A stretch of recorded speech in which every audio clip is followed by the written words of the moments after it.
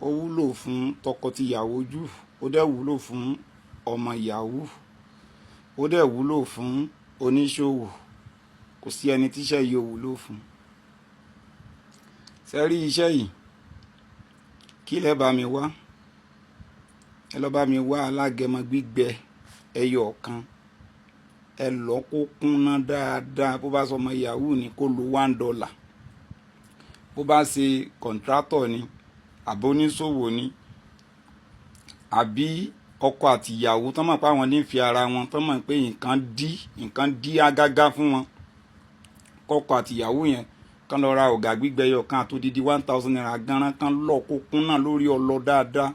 Bó bá ti wá di aago kan òru, kán mú picnic alágolo kan, kán tú sí inú kọ́ọ̀pù.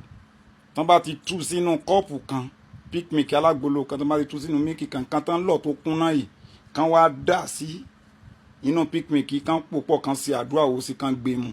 Bó bá ṣe àwọn ọmọ olè orí afẹ́fẹ́ ni, tán bá ti gbé mu, tí tọkọtìyàwó yẹn tí ọkọ bá ti gbé mu tán lójú ẹsẹ̀, bó bá ti gbé mu tán kó lọ lè bá ìyàwó rẹ̀ lájọṣepọ̀ dàrẹ́tì. Kò jù báwọn lọ.